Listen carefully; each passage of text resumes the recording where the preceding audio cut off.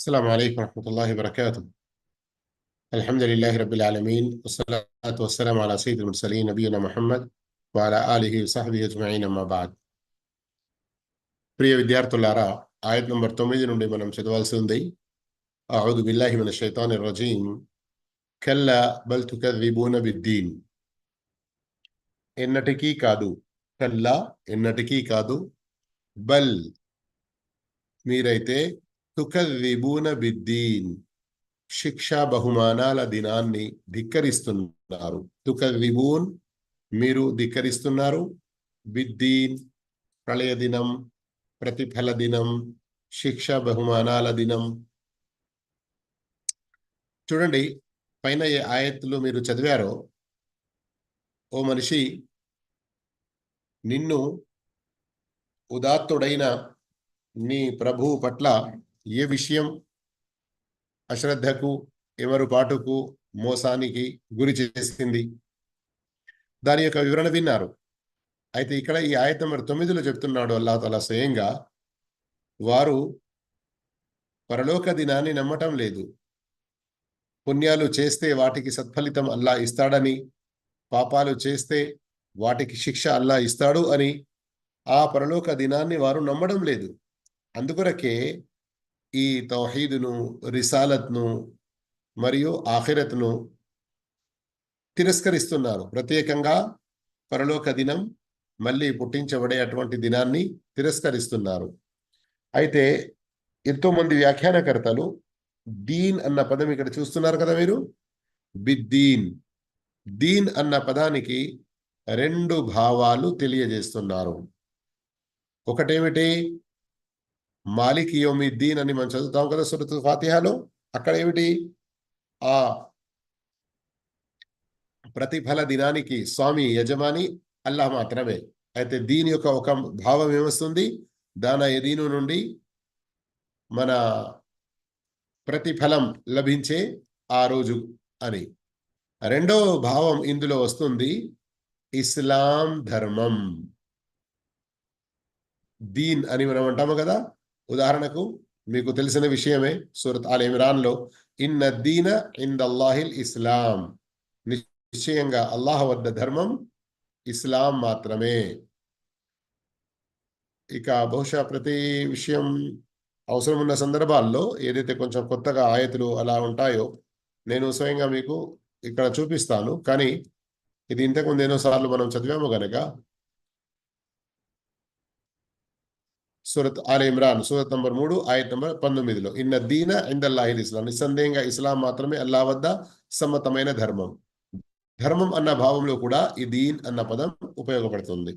ఇక్కడ మరి ఎలా ఆ భావం వస్తుంది అని అంటే, వారు ఇస్లాం ధర్మాన్ని నమ్మడం లేదు. అల్లాహ్ ఏకత్వంలో వారు భాగస్వామిగా కలుగజేస్తున్నారు.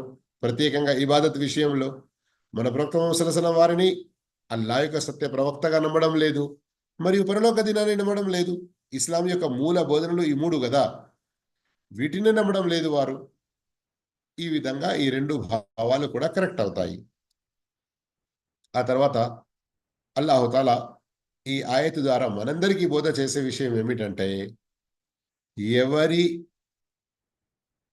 విశ్వాసం, నమ్మకం పరలోక దినంపై ఎంత ఎక్కువగా ఉంటుందో, ప్లీజ్ శ్రద్ధ వహించండి. చాలా ముఖ్యమైన మాట మన జీవితంలో.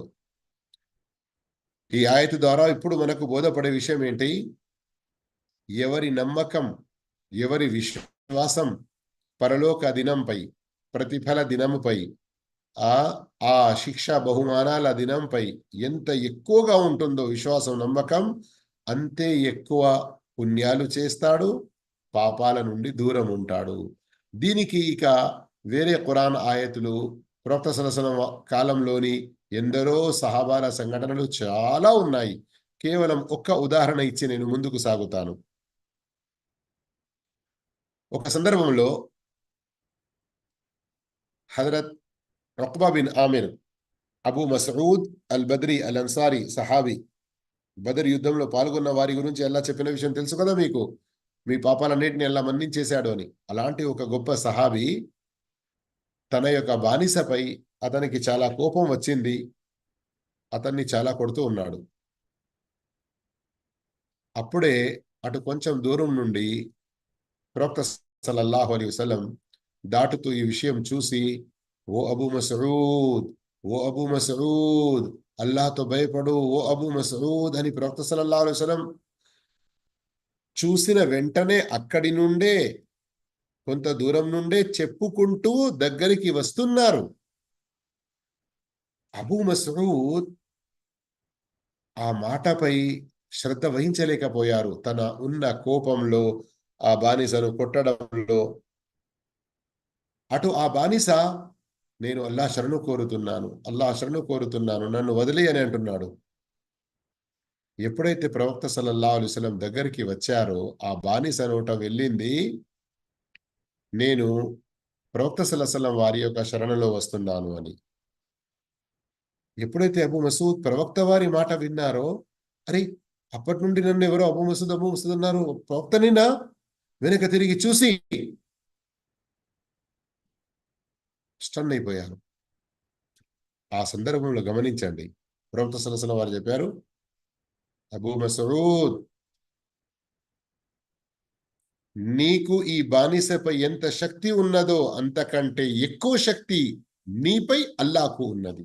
అల్లాహ్, ఇన్నల్లాహ్ అక్దరు అలైక మిన్క బిహాదా. ఏమన్నారు ప్రవక్త వారు? ఓ అబూ మసూద్, నీకు ఈ బానిసపై ఎంత శక్తి ఉందో అంతకంటే ఎన్నో రేట్లు ఎక్కువ శక్తి అల్లాహకు నీపై ఉన్నది. ఈ మాట విన్న వెంటనే ఏ కర్రతో అబూ మసూద్ తన బానిసను కొడుతూ ఉన్నాడో గజగజ కొంచెం అణికిపోయారు. ఈ మాట విని అతని చేతి నుండి ఆ కర్ర కింద పడిపోయింది. వెంటనే అబూ మసూద్ రదియల్లాహు తఆలా అల్లా యొక్క ప్రసన్నత కొరకు ఆ బానిసను విడుదల చేసేశారు. బానిసత్వం నుండి విముక్తి కలిగించేశారు. కలిగించేసి వెంటనే ప్రవక్తకు సాక్ష్యంగా ఉంచడానికి ప్రవక్తకు చెప్పారు, ప్రవక్త, నేను అతనికి విముక్తి కలిగిస్తున్నాను. అప్పుడు మళ్ళీ ప్రవక్త ఏం చెప్పారో తెలుసా? ఒకవేళ నీవు అతనికి విముక్తి కలిగించకుంటే బానిసత్వం నుండి, లలఫత్ లలఫహత్ కన్నా, నరకాగ్ని నువ్వు చుట్టుముట్టి వేసి ఉండేది, నీవు నరకాగ్నిలో కాలిపోయేవానివి. అల్లాహు అక్బర్, అల్లాహు అక్బర్. ఇక్కడ గమనించండి, పరలోక విషయం విని, అల్లా యొక్క గొప్పతనం, అల్లా యొక్క మాట విని, అల్లా నీకంటే ఎక్కువ శక్తి కలవాడు అన్నటువంటి మాట విని ఎలా పడిపోయారు. ఇలాంటి సహాబాల జీవితాలలో ఎన్నో సంఘటనలు ఉన్నాయి. ఒక సందర్భంలో అబూబకర్ ఉమర్ రలియల్లాహు అన్హు వారి మధ్య చిన్న భేదాభిప్రాయం, ఒక మాట ఏదైతే జరిగిందో, మళ్ళీ ప్రవక్త వద్దకు ఆ సమస్య వచ్చిందో, మరో సందర్భంలో అబూబకర్ మరియు కఅబ్ రలియల్లాహు అన్హు మధ్యలో ఏదైతే చిన్న మాట జరిగిందో, ప్రవక్త వద్దకు వచ్చిందో ఆ సమస్య, ఇలాంటి ఎన్నో సంఘటనలు ఉన్నాయి. చెప్పే సారాంశం ఏమిటి? ఎంత ఎక్కువ అల్లా యొక్క భయం అనేది మనిషిలో ఉంటుందో అంతే ఎక్కువ అతను పుణ్యాలు చేస్తూ పాపాలకు దూరం ఉండగలుగుతాడు. ఇక ఆ తర్వాత గమనించండి, ప్రళయ దినా ప్రళయ దినాన అల్లాహు తాలా మనందరి కర్మ చిట్టాని ఏదైతే మన ముందుకు తీసుకొస్తాడో, మరియు ఆ రోజు మనకు వ్యతిరేకంగా ఎన్ని రకాల సాక్ష్యాలు ఉంటాయో, అల్లాహు అక్బర్, వాస్తవానికి చాలా మనలో భయం పుట్టించేటువంటి విషయం. ఆయత్ నంబర్ 10 గమనించండి, అల్లా చెబుతున్నాడు, వఇన్న అలైకుం లహాఫిజీన్, నిశ్చయంగా మీపైన పర్యవేక్షకులు నియమితులై ఉన్నారు. ఎవరు వారు? వారి యొక్క గుణాలేమిటి? కిరామన్, గౌరవనీయులైన వారు, కాతిబీన్, లేఖకులు, యఅలమూన్, వారికి చాలా మంచిగా తెలుసు, మా తఫఅలూన్, మీరు చేసేదంతా. ఇక్కడ వరకు ఈ 3 ఆయతులు కొంచెం శ్రద్ధ వహించండి. నిశ్చయంగా మీపై గౌరవనీయులైన లేఖకులు నియమితులై ఉన్నారు, పర్యవేక్షకులుగా, మీరు చేసేదంతా వారికి తెలుసు సుమా. ఇక్కడ వాస్తవానికి మనలో ప్రతి ఒక్కరూ ఈ విషయం పట్ల అల్లాతో భయపడాలి. అల్లా సర్వశక్తివంతుడు. కానీ అల్లా యొక్క దయ కూడా మనపై ఎంత గొప్పగా ఉన్నదో గమనించండి. మనం స్వర్గంలో వెళ్ళడానికి, నరకం నుండి రక్షణ పొందడానికి అల్లాహు తాలా మనకు మంచి మార్గం చూపాడు. ప్రవక్త ద్వారా మంచి బోధనలు ప్రసాదించాడు. అంతేకాకుండా ఈ బోధనల ప్రకారం జీవితం గడిపే వారికి ఎలాంటి స్వర్గాలు ఉన్నాయో వాటి యొక్క శుభవార్త ఇచ్చాడు. ఇక్కడ గమనించాల్సిన విషయం ఏంటి? అల్లా ఇన్ని రకాల అనుగ్రహాలు మనిషిపై చేసినప్పటికీ ఈ మనిషి అల్లాహ్ను వదిలి అల్లా యొక్క బోధనలను తిరస్కరించి తన ఇష్టానుసారం జీవితం గడపాలనుకుంటాడు. అయితే అల్లా ఇక్కడ హెచ్చరిస్తున్నాడు, నీపై పర్యవేక్షకులు నియమితులై ఉన్నారు. మనం ఈ లోకంలో పుట్టిన ప్రతి పిల్లాడు అతని పరిస్థితి ఎలాంటిది? నేను గాని మీరు గాని మనలో ప్రతి ఒక్కరు ఎంత మంచి పుణ్యాత్ముడైనా, ఎంత పాపిష్టుడైనా ప్రతి ఒక్కరి వెంట ఇద్దరు దేవదూతలున్నారు. వీళ్ళు ప్రత్యేకంగా ఏం చేస్తూ ఉంటారు? మన యొక్క కర్మలు, మనం చేసేటువంటి ప్రతి విషయం నమోదు చేస్తూ ఉంటారు. గమనించాల్సిన విషయాలు ఇందులో ఏంటి? కొంచెం శ్రద్ధ వహించండి. చూడడానికి 3 ఆయతులు 10, 11, 12. తెలుగులో ఇప్పుడు మీరు ఇక్కడ చూసి కూడా చాలా సులభంగా చదవగలుగుతారు. కానీ ఇందులో ఉన్నటువంటి కొన్ని విషయాలను గమనించండి. ముందు మాట ఇక్కడ చెప్పాడు అల్లాహ్ తాలా, వ ఇన్న అలైకుం లహాఫిదీన్, మీపై నియమితులై ఉన్నారు పర్యవేక్షకులు. వారిని అల్లాహు తాలా మనల్ని కాపాడేవారిగా, మన యొక్క ఆచరణను, మనం చేసేటువంటి కర్మలను కాపాడేవారిగా చేసి పంపాడు. అందుకొరకే ఇక్కడ హాఫిద్ అన్న పదం వచ్చింది. వారి యొక్క గుణం కిరామన్. సర్వసామాన్యంగా ఉర్దూలో ఏమంటాము? బహుత్ షరీఫ్ హై, చాలా మంచివారు. ఇక్కడ కిరామన్ షరీఫ్, గౌరవనీయులు అని అంటే ఏమిటి భావం? ధర్మవేత్తలు చెప్తున్నారు, వ్యాఖ్యానకర్తలు, 3 విషయాలు ఇందులో వస్తాయి. ఒకటి, వారు ఎవరి పట్ల ఎలాంటి శత్రుత్వం కలిగి ఉండరు. వారు ఎవరి పట్ల ఎలాంటి శత్రుత్వం కలిగి ఉండరు. రెండవది, వారు ఎలాంటి నమ్మక ద్రోహానికి పాల్పడరు, విశ్వసనీయతకు, అమానత్కు వ్యతిరేకం చెయ్యరు. 3వ గుణం వారిలోనిది ఏమిటంటే, వారు ఎలాంటి లంచగొండితనం లాంటి చెడుకు పాల్పడి ఒకరి నుండి ఏ లంచము లాంటివి తీసుకునేవారు కాదు.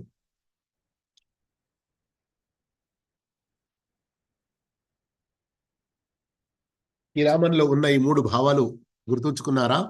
అదావత్, ఖియానత్, రిష్వత్. శత్రుత్వం మరియు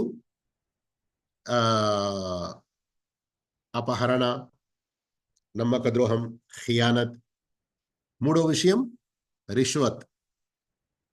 ఎందుకు ఈ దైవదూతల గుణాలలో కిరామన్ అన్నదానికి ఈ 3 భావాలు వచ్చాయి? శ్రద్ధ వహించండి. ఈ మనలో ప్రతి ఒక్కరి వెంట ఉన్నటువంటి ఈ దైవదూతలు మన కర్మలు ఏవైతే అవన్నీ రాస్తూ వెళ్తున్నారో ఆ దైవదూతలు ఒకరి పట్ల శత్రుత్వం వహించరు. అంటే ఏమిటి? ఒక మనిషి పట్ల శత్రుత్వం వహించి ఏదైనా అనవసర విషయాలు అతని గురించి రాయడం, ఏదైనా అతను చేయని తప్పు చేసినట్లుగా రాయడం, అతనికి శిక్ష పడే విధంగా వారు ఏదైనా ప్రయత్నం చేయడం, అలాంటి గుణాలు లేవు వారిలో. వారు చాలా షరీఫ్, చాలా కిరామన్, మంచి గౌరవనీయులైన వారు. రెండవది, వారు ఎలాంటి ఖియానత్ చెయ్యరు. అంటే ఒకరి పట్ల మరీ స్నేహితం వహించి, ఒకరి పట్ల మరీ ప్రేమ చూపి చేయని పుణ్యాలు ఏదైనా అదనంగా వారి కొరకు రాయడం, ఇట్లాంటి పనులు కూడా వారు ఏమీ చెయ్యరు. అంతేకాదు, వారి యొక్క బుద్ధి మరియు వారి యొక్క నమ్మకం ఎలాంటిదంటే, వారు అల్లా ఆదేశాలకు వ్యతిరేకం చేయరు మరియు ఒకరి ఖాతాలో ఏమైనా పుణ్యాలు రాయడానికి ఎలాంటి లంచం అనేది తీసుకోరు. అల్లాహు అక్బర్. అయితే ఏం తెలుస్తుంది? మనిషి ఎప్పుడు ఏ సమయంలో ఏం చేసినా గాని దాని గురించి వారు రాస్తూ ఉంటారు. కాతిబీన్ అని వచ్చింది, మళ్ళీ నొక్కి చెప్పాడు అల్లాహ్.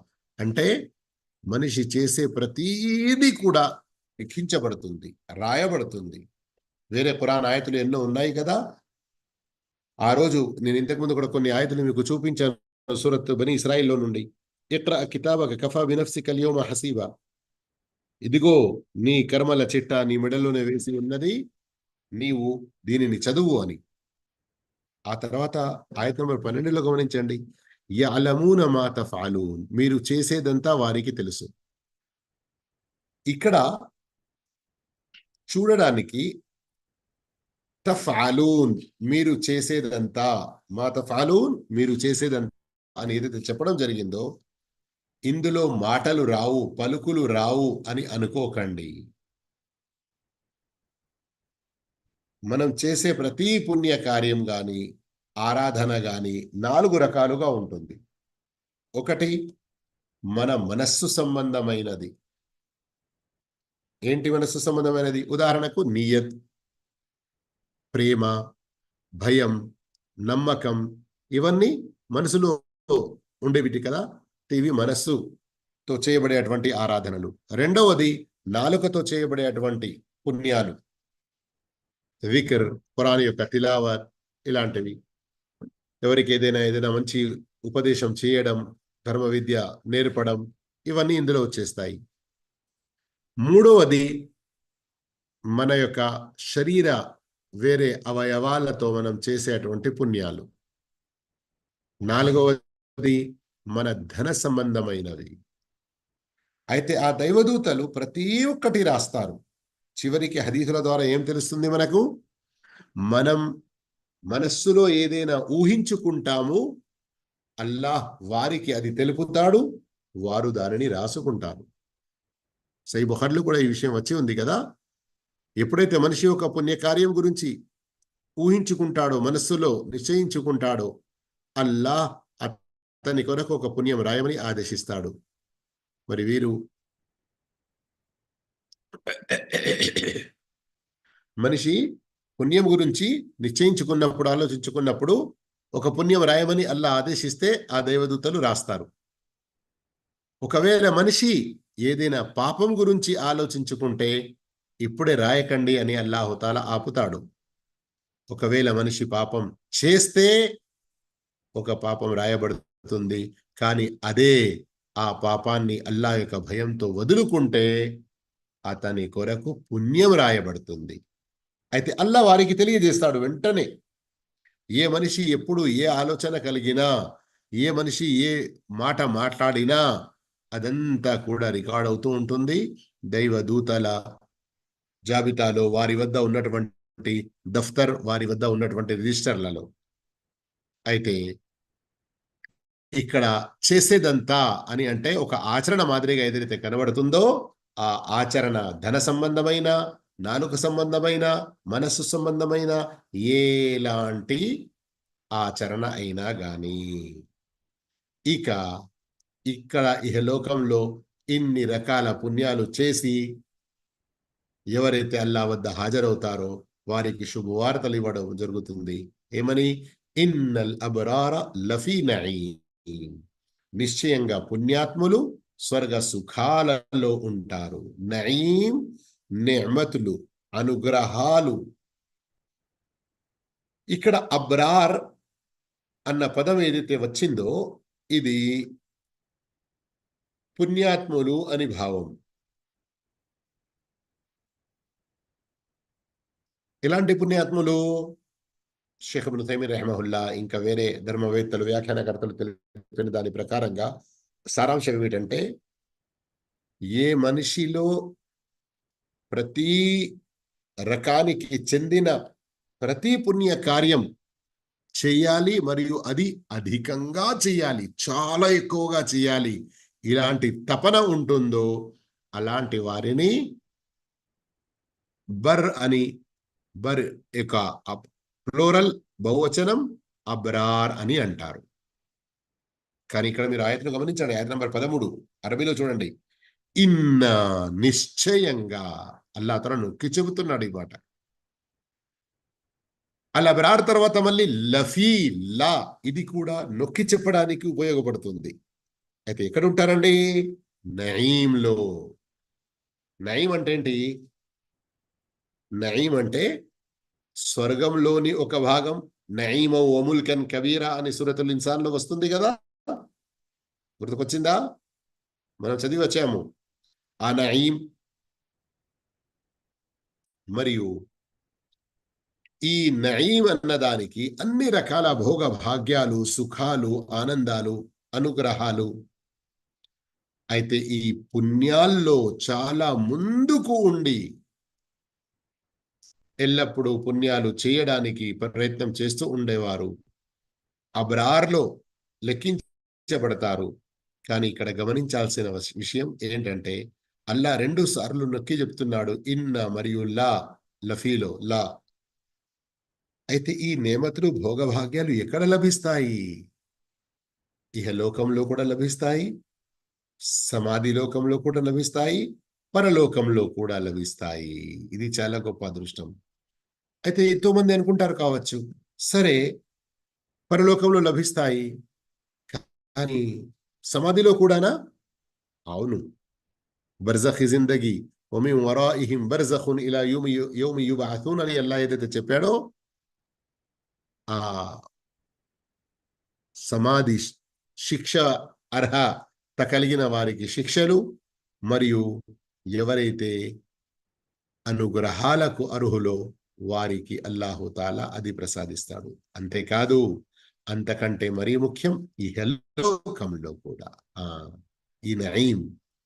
దీనికి సంబంధించి మీకు ఖురాన్లో సూరతున్ నిసాలో ఆయత్ మీరు చూడవచ్చు.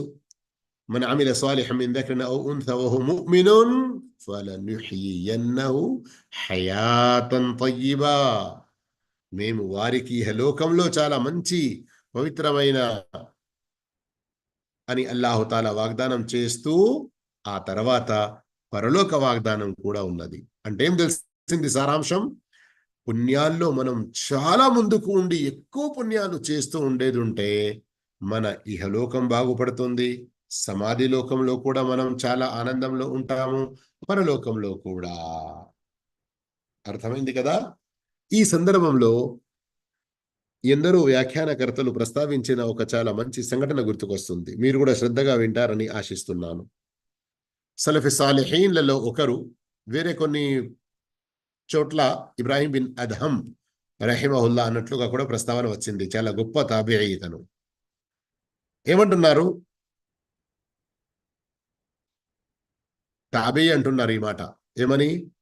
ఒకవేళ ఈ లోకంలో మేము మా మనశ్శాంతి ప్రకారంగా, మనస్సులోని తృప్తి ఆనందం ప్రకారంగా ఎంత గొప్ప భోగ భాగ్యాలో ఉన్నామో, ఈ రాజులు, రాజుల కుటుంబం వారు తెలుసుకుంటే మా నుండి అవి తీసుకోవడానికి మాపై దండయాత్ర చేసేవారు.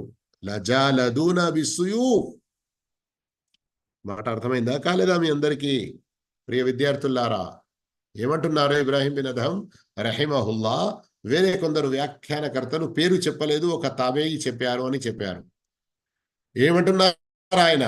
అంటున్నారు, మేము ఈ లోకంలో అల్లాపై విశ్వాసం, అల్లా యొక్క జిక్ర్ అధికంగా చేస్తూ, అల్లా యొక్క ఆదేశాలను పాటిస్తూ ఎంత మంచి భోగ భాగ్యాల జీవితంలో ఉన్నాము. ఏ పరంగా? మనస్సు పరంగా.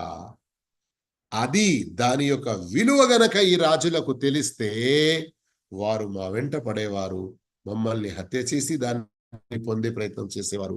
కానీ ఇది అలా దొరికే వస్తువు కాదు కదా మార్కెట్లో. మనలో ప్రతి ఒక్క వ్యక్తి విశ్వాస మార్గంలో ముందుకు రావడం, సత్కార్యాలు ఎక్కువగా చేయడం, పాప కార్యాలకు దూరంగా ఉండడం, అప్పుడే అబ్రార్.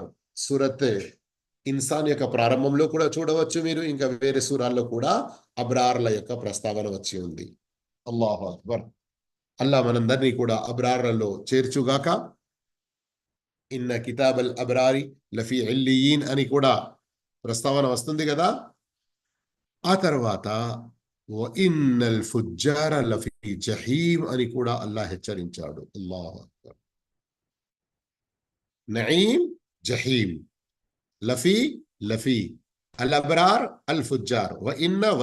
గమనించండి, ఇంతకుముందు ఎన్నోసార్లు నేను చెప్పాను కదా, ఖురాన్ యొక్క ప్రత్యేక బోధన విధానం ఏంటి?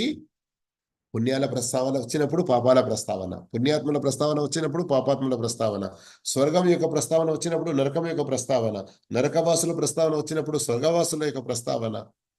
ఈ విధంగా అల్లాహు తాలా మాటి మాటికి మన నరకం నుండి మనం కాపాడబడి స్వర్గంలో ప్రవేశించడానికి ప్రయత్నం చేయాలి అన్నటువంటి విషయం మాటి మాటికి గుర్తు చేస్తాడు.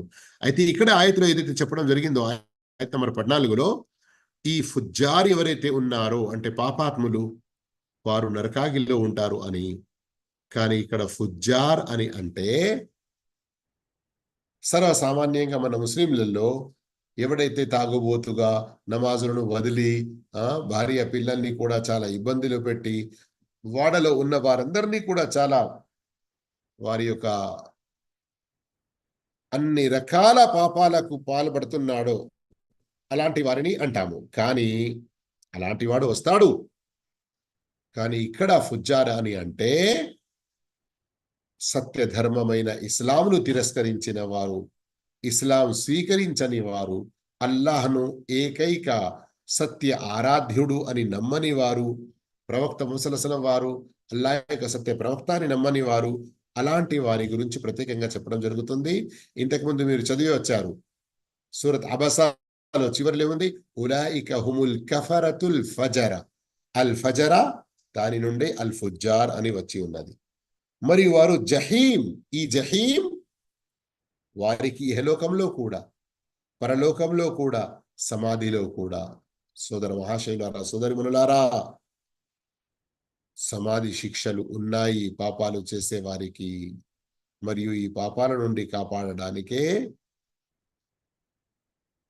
ఇలాంటి బోధనలు చేయడం జరుగుతుంది అన్న విషయం గమనించండి. అయితే ఇహలోకంలో అని మీకు చాలా విచిత్రం కలగవచ్చు. అవిశ్వాసులు, పాపాత్ములు ఇహలోకంలో నరకంలో ఎలా ఉన్నారు? సోదర మహాశయులారా, మీరు ఎంతో మంది అవిశ్వాసులను, ఎంతో మంది ధనవంతులను, పాపాత్ములను చూస్తారు కావచ్చు. పెద్ద పెద్ద బిల్డింగ్లలో, మంచి కార్లలో, ఎంతో ఏమంటదని వెరీ లగ్జరీ లైఫ్ గడుపుతున్నారు అని. కానీ సోదర మహాశయులారా, మనసు బాగుంటే మనుగడ బాగుంటుంది అన్నటువంటి సామెతలు మన దగ్గర ఉన్నాయి. మనస్సు నిండా విశ్వాసం లేకుండా మనిషి శారీరకమైన ఎన్ని భోగభాగ్యాల్లో ఉన్నా అవి ఎక్కువసేపు ఉండేటివి కాదు.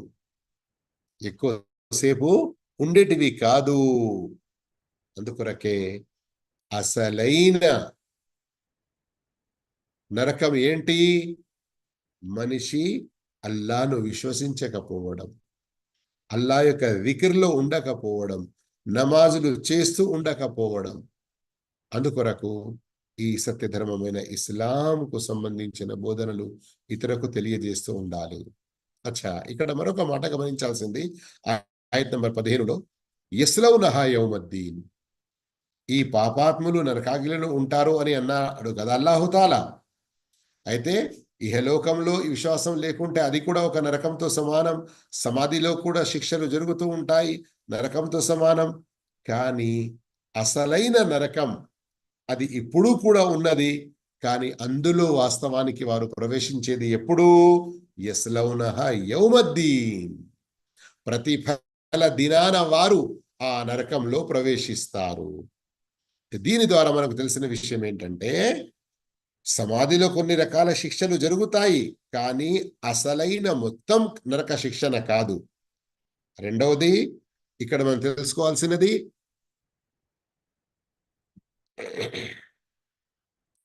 వారు ప్రతిఫల దినాన్ని నమ్మలేదు గనక దానికి సంబంధించి ప్రత్యేకంగా ఇక్కడ నొక్కి చెప్పడం జరుగుతుంది. ఆ రోజు వారు తప్పకుండా ఆ శిక్షలు పొందుతారు. కానీ ఆ తర్వాత ఆయత్ వమాహుం అన్హా బిగాయిబీన్, వారు దాని నుండి ఎన్నటికీ అదృశ్యం కాలేరు. దీని భావం ఏంటి? ఇందులో రెండు భావాలు ఉన్నాయి, గమనించండి. ఒక భావం ఏమిటి? ఖురాన్లో వేరే చోట చెప్పబడినట్లు వమాహుం అన్హా బిముఖ్రజీన్, నరకంలో ఎవరినైతే వేయబడుతుందో వారు నరకం నుండి బయటికి రాలేరు. ఈ లోకంలో ఎవరినైనా ఎక్కడైనా బంధిస్తే, ఎవరైనా ఏదైనా ఒక రకమైన సహాయం చేసి, లేదా స్వయంగా ఆ ఖైదీ తనను తాను విడిపించుకునే ప్రయత్నం చేసి, లేదా ఎక్కువ శక్తిశాలి ఉండేది ఉంటే ఇద్దరు నలుగురితో మంచిగా పోరాటానికి దిగి తాను బయటపడతాడు కావచ్చు కదా.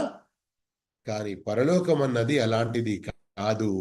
అందులో మనిషి ప్రవేశించాడంటే అందులో నుండి బయటికి రావడానికి ఏ అవకాశం ఉండదు. అల్లాహ్ అక్బర్. అల్లా మనల్ని కాపాడుగాక, అల్లా మనల్ని కాపాడుగాక. కానీ ఇందులో మరొక భావం అదేమిటి? వమాహుం అన్హా బిగాయిబీన్, అసలైన శిక్ష నరకంలో ఉన్నది, దాని నుండి వారు తప్పించుకోలేరు. కానీ దానికి సంబంధించిన ఓ రుచి, ఓ శిక్ష ఇహలోకంలో మరియు ప్రత్యేకంగా సమాధిలో పొందుతూ ఉంటారు. దీనికి సంబంధించిన ఎన్నో ఆధారాలున్నాయి, ఎన్నో ఆధారాలున్నాయి.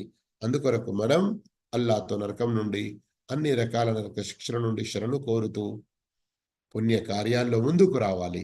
మళ్ళీ ఆయత్ యొక్క ఈ సూరా యొక్క సమాప్తం ఎలా జరుగుతుంది? అల్లాహ్ పరలోక దినం యొక్క గొప్పతనాన్ని నొక్కి నెక్కి చెబుతున్నాడు. వమా అద్రాక మా యౌముద్దీన్, ఆ ప్రతిఫల దినం అంటే ఎటువంటిదో నీకేం తెలుసు?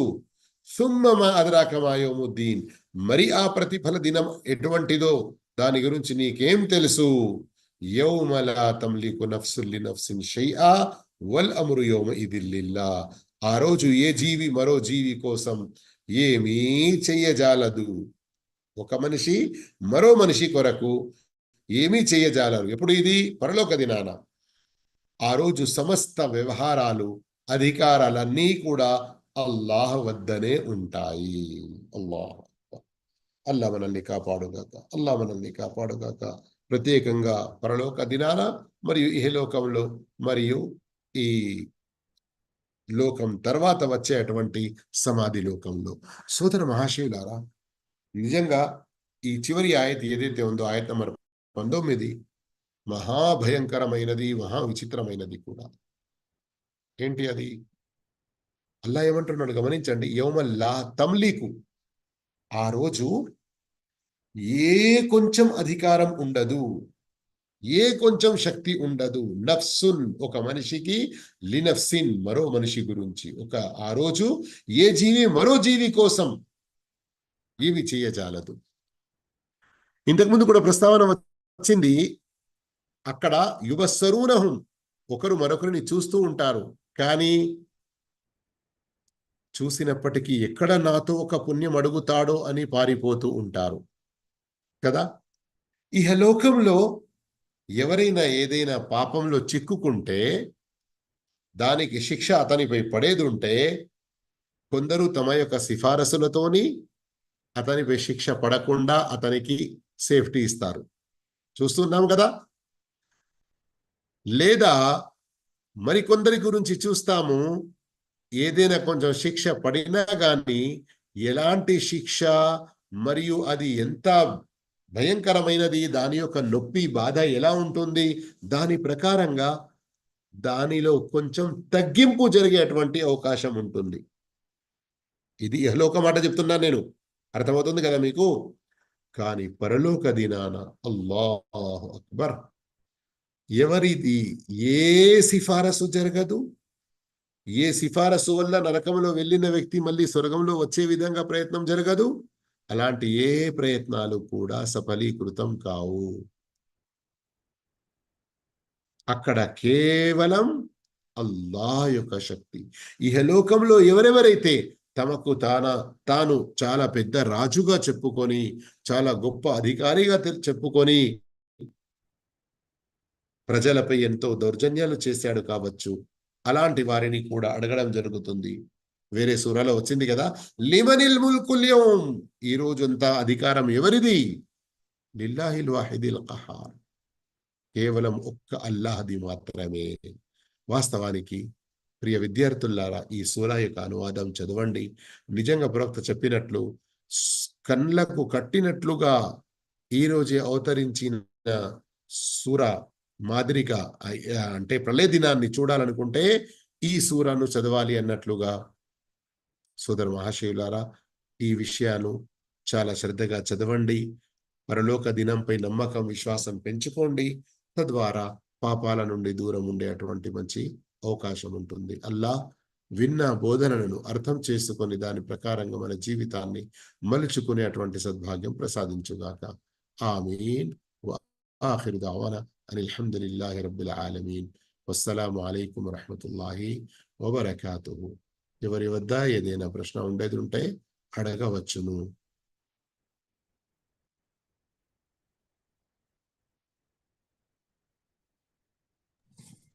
अस्सलाम वालेकुम।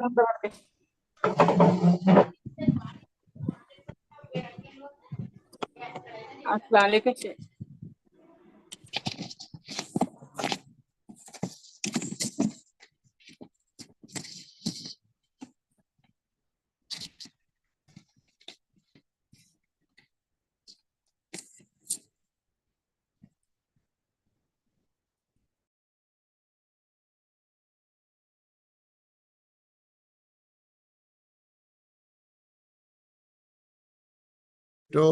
మీ ప్రశ్న ఏమిటో అడగండి అని చెప్తున్నాను నేను.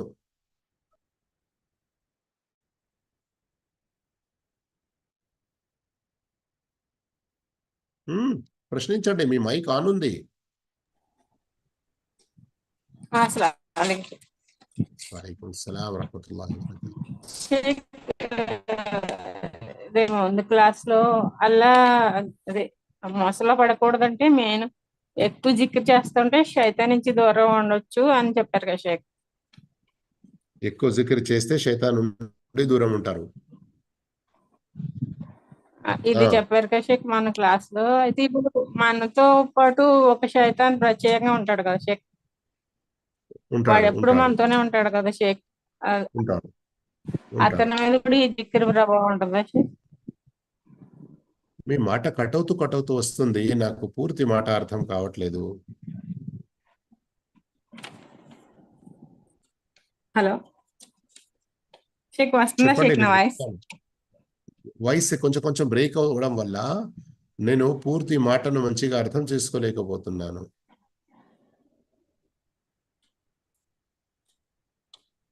మీ మైక్, మీరు మీ యొక్క నెట్వర్క్ చెక్ చేసుకోండి. అప్పటి వరకు హుసేన్ బి ప్రశ్నించండి.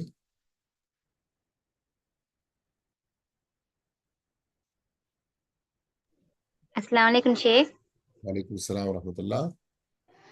షేక్ అంటే మనం ఒక తల్లి విశ్వాస షేక్. వాళ్ళ పిల్లలు మాట వినట్లేదని దండిస్తుంది వాళ్ళ తల్లి. అంటే మాట వినిపించుకోవట్లేదు దండిస్తుంది.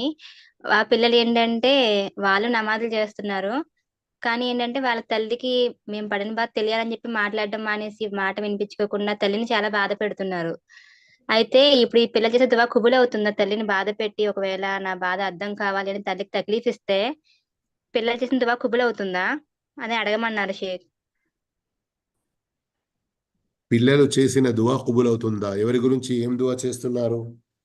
అంటే ఈ దేని గురించి అని అడగలేదు షేక్. దాని గురించి అడిగారు. అంటే మా అమ్మకి మా మీద కోపం తగ్గాలనో లేకపోతే ఏదైనా వాళ్ళ సమస్యల నుంచి బయటపడాలనో దేనికో తెలియదు. మొత్తం ఏంటంటే మా అమ్మ మాకు చాలా మమ్మల్ని బాధ పెట్టింది. అందుకోసం మా అమ్మకి మా బాధ తెలియాలని మేము మాట్లాడట్లేదు. కానీ మేము ఇప్పుడు దువా చేసుకుంటున్నాము కనుక మా దువా స్వీకరించబడుతుందా లేకపోతే తల్లిని బాధ పెట్టడం వల్ల మా దువా స్వీకరించబడదా అని అడిగారు షేక్. తల్లి జన్మనిచ్చింది, తండ్రి కష్టపడి పెంచాడు అల్లాహ్ యొక్క దయతో. వీరు చేసిన ఈ పుణ్య కార్యాలు మన పట్ల వారు ఏదైనా అజ్ఞానంగా తర్వాత మనపై ఏ దౌర్జన్యం చేసినా, ఏ తప్పు చేసినా దానికి మనం వారితో పగ తీర్చుకోవడం, వారికి బుద్ధి కలగాలి అని, వారికి అర్థం కావాలి అని, వారికి ఏదైనా ఇబ్బంది పెట్టడం, ఇది మహాఘోరమైన పాపంలో వస్తుంది. ఇలాంటి వారి దుఆయే కాదు, వారు చేస్తున్న ఏ ఫర్జులు, ఏ నఫిల్లు స్వీకరించబడవు అన్నటువంటి హదీసులు మనకు ఉన్నాయి. అందుకొరకు అర్థం కావడానికి మరింత స్పష్టంగా నేను చెబుతున్నాను. అలా మనందరినీ క్షమించుగాక, కాపాడుగాక. నా తండ్రి నాపై ఏదైనా ఇస్లాంకు వ్యతిరేకంగా, ప్రపంచపరంగా నా పట్ల అన్యాయం చేశాడు, దౌర్జన్యం చేశాడు. ఇప్పుడు ఆయనకు తెలియాలి ఆ విషయం అని నేను ఆయనతో మాట్లాడకపోవడం, లేదా ఆయనకు వేరే రకంగా ఏదైనా ఇబ్బంది పెట్టడం, ఇది నాపై హరాం, యోగ్యం లేదు. ఒకవేళ నేను అలా చేస్తే నా ఏ ఫర్జులు, విధులు స్వీకరించబడవు, నఫిల్లు స్వీకరించబడవు. అందుకొరకు మనం ఇలాంటి పగ తీర్చుకునే దానికి బదులుగా మనం ఎంత మంచిగా మనం వారితో ప్రవర్తించి అల్లాహ్తో ఎక్కువ దుఆ చేయాలి. వారిలో మార్పు తీసుకొచ్చి వారితో జరిగిన పొరపాటును అల్లాహ్ క్షమించు అని ఇలా దుఆ చేయడం ద్వారా మన పరిస్థితి కూడా బాగుపడుతుంది. అల్లాహ్ మన దుఆను విని మన తల్లిదండ్రులకు కూడా మేలు చేస్తాడు. మాషాల్లా, బారికల్లా, జజాకల్లా ఖైర్ షేక్, అల్హమ్దులిల్లాహ్ కసీరా. అంటే ఏమైంది? ఇంకా ఏదైనా ప్రశ్న ఉండేనా? ఆయిషా మహమ్మద్ ప్రశ్నించండి. అస్సలాము అలైకుం వరహమతుల్లాహి వబరకాతుహు. వలైకుం అస్సలాం వరహమతుల్లాహి వబరకాతుహు. సార్, ఇప్పుడు ప్రవక్త సల్లల్లాహు అలైహి వసల్లం గారు చిన్న పిల్లలకి ఏమన్నా ఇస్తా అని ఇవ్వను అన్నా అది కూడా అబద్ధం చెప్పడమే అన్నారు కదా. అవును. ఇప్పుడు పిల్ల చాక్లెట్ కావాలి అంటే అందులో లేదు అని చెప్పాల్సిన సిచ్యువేషన్ వస్తది వాళ్ళతో. అంటే వాళ్ళని మారం చేస్తుంటే కంట్రోల్ చేయడానికి లేదు అని చెప్పాల్సి వస్తుంది సార్. ఉన్నా కూడా అది కూడా అబద్ధమే అవుతుందా? భయం ఉన్నది అబద్ధం అవుతుంది అని. ఇంకా ఏదైనా వేరే మంచి రీతిలో వేరే ఆటలు ఆడండి, వేరే రకంగా వారికి నచ్చజెప్పండి, కానీ అబద్ధానికి ఆస్కారం ఇవ్వకండి. వారి యొక్క శిక్షణపై చాలా చెడు ప్రభావం పడుతుంది. ఓకే సార్, ఇన్షాల్లాహ్. బారకల్లాహు ఫీకుం. జజాకల్లాహ్. జజాకుముల్లాహు వఇయ్యాకుం బారక ఫీకుం. సరే, మంచిది. ఇంకా ఎవరి వద్ద ఏ ప్రశ్నలు లేనట్టున్నాయి. నేను కూడా సెలవు తీసుకుంటున్నాను. జహర్ నమాజ్ సమయం దగ్గరికి అవుతుంది. త్వరగా చివరి ప్రశ్న ఇది. జియోమి. అస్సలాము అలైకుం వరహమతుల్లాహి వబరకాతుహు గురూజీ. వలైకుం అస్సలాం వరహమతుల్లాహి వబరకాతుహు. గురూజీ, ఇప్పుడు మన ఇంట్లో జిన్నాతులు ఉంటాయి ఎప్పుడు కూడా అంటారు కదా. అలాగే ఫరిస్తాలు కూడా ఉంటారు కదా గురూజీ. అవును, చెప్పండి. అంటే కానివ్వండి. అదే ఇంట్లో మనము వండుకున్న పాత్రలు అవి జిన్నాతులు వాడుకుంటాయి. మనము అవి బిస్మిల్లా అని చెప్పి బోర్లించాలి అని చెప్తారు కదా. మరి ఈ సౌండ్లు అని వస్తుంటాయి గురుజీ. ఆ సౌండ్లు అంటే జిన్నాతులు చేస్తాయి అని అంటారు కదా. మరి పరిష్టాలకు సౌండ్లు చేసినప్పుడు పరిష్టాలు కూడా అలా సౌండ్లు చేస్తుంటారు అని విన్నాను గురుజీ. ఇది నిజమేనా? ఏం సౌండ్? అదే ఇంట్లో పాత్రలు అవి ఇట్లా సౌండ్ వస్తుంటాయి గురుజీ. మనసులు లేకపోయినప్పటికీ ఉన్నట్టుగా సౌండ్లు వస్తుంటాయి. అంటే జిన్నాతుల వల్ల వస్తుందా, అలా పరిసరాల వల్ల కూడా వస్తుంటుందా? చూడండి, మీరు చెప్తున్న దాని ప్రకారంగా నాకు తెలియదు, కానీ హదీసులో వచ్చిన విషయం ఏమిటంటే ప్రవక్త సల్లల్లాహు అలైహి వసల్లం ఫరిష్తాల గురించి చెప్పలేదు, శైతానుల గురించి చెప్పాడు. ప్రవక్త సల్లల్లాహు అలైహి వసల్లం శైతానుల గురించి చెప్పారు. మీరు బిస్మిల్లా అని మీ పాత్రలపై మూత పెట్టండి. ఏ మూత మీకు దొరకకుంటే కనీసం ఒక పుల్ల, ఒక కట్టె, చిన్న కర్ర ఏదైనా బిస్మిల్లా అని పెట్టండి. అల్లా పేరు తీసుకోబడిన ఏ దానిని కూడా శైతాన్ తెరవలేడు. ఈ మాట హదీస్లో వచ్చింది. ఇంతే నాకు తెలుసు, కానీ మీరు ఇంకా చెప్తున్నటువంటి ఆ శబ్దాల గురించి నాకు తెలియదు. ఓకే సార్, జజాకల్లాహ్ ఖైరన్ కసీరా. وإياكم بارك فيكم. بارك الله فيكم. جزاكم الله خيرا. والسلام عليكم ورحمة الله وبركاته. వలైకుం సలాం.